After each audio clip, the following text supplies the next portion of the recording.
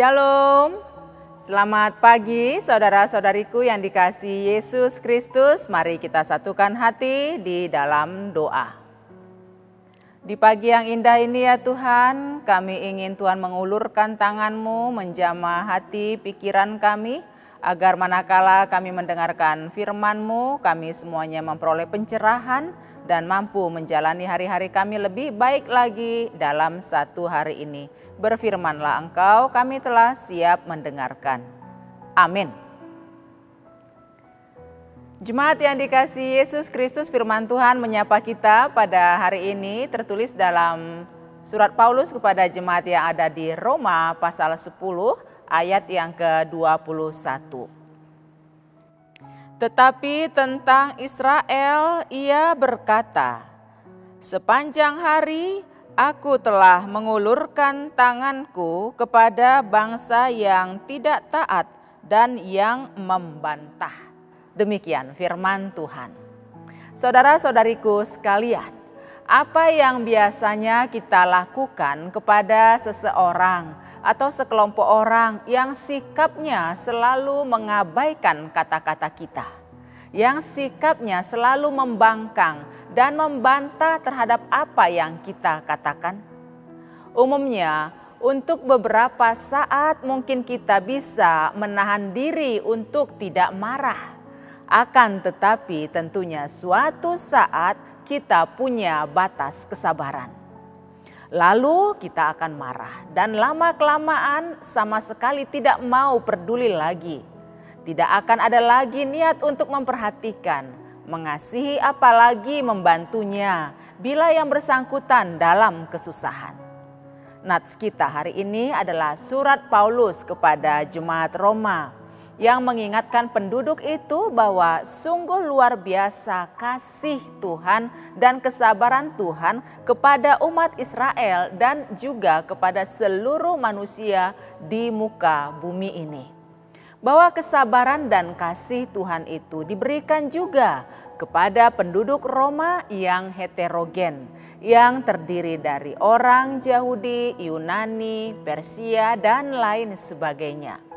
Paulus mengingatkan bahwa kasih Tuhan bersifat universal. Maka dari itu, janganlah meniru kebebalan dan kerasnya hati umat Israel. Mereka menganggap dirinya lebih baik dan lebih dikasihi Allah. Akan tetapi ironisnya, sikap mereka bukan hanya tidak taat, tetapi juga membantah perintah Allah dengan menyembah Allah lain, bahkan sampai kepada membunuh Yesus hingga mati di kayu salib. Namun perlu diingat, meskipun umat Israel tidak menghargai kasih Tuhan, bukan berarti nilai dari keagungan Tuhan akan berkurang. Apa yang hendak dikatakan kepada kita melalui nats hari ini? Ingatlah, senantiasa atas kasih Tuhan yang kita sembah adalah Allah yang penuh kasih dan panjang sabar. kasih setianya tidak terukur. Bila kita mengingat bangsa Israel dalam perbudakan Mesir selama 400 tahun dan bila kita melihat bagaimana umat Israel dibuang selama 70 tahun di Babel, di mana selama dalam masa pembuangan tersebut mereka bukannya semakin mengasihi Allah, malah semakin menjauhkan hatinya dari Allah. Andai kata kualitas kasih Allah sama dengan dewa-dewi yang disembah umat Israel, yakni Allah-Allah pemurka dan kejam, maka niscaya bangsa itu akan dimusnahkan tanpa satu pun tersisa. Namun faktanya Allah mengasihi dan memelihara kelangsungan hidup dari umat Israel. Allah bisa membuat bangsa lain bahkan makhluk lain tetap memuji dan menyembahnya. Dan bila kita mengabaikan kasih Tuhan, yang menderita justru kita sendiri. Oleh sebab itu, kenallah kebesaran dan belas kasihan Allah yang luar biasa. Jangan menentang firman-Nya, sebab semua itu untuk kebaikan kita pribadi dan orang-orang di sekitar kita.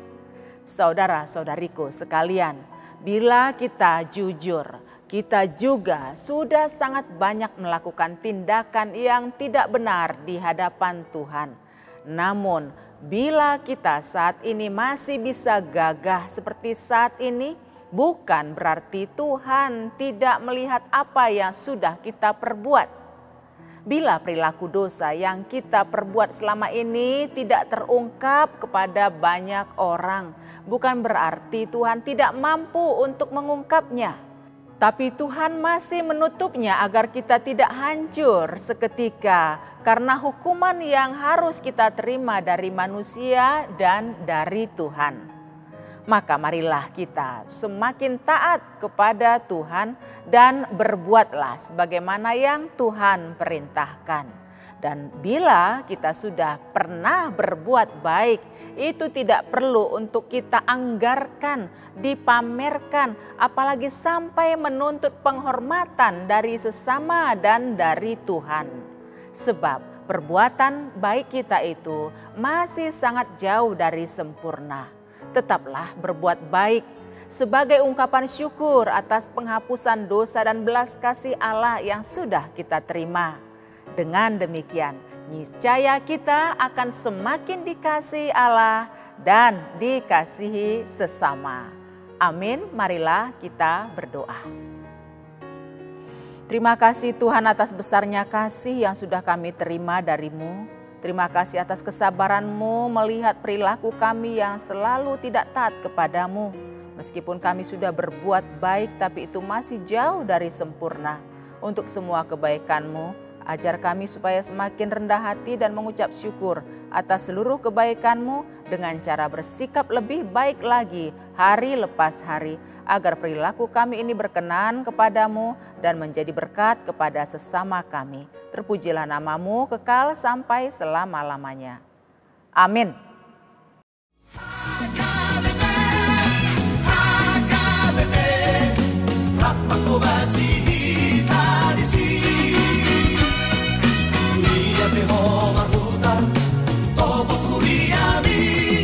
Mahot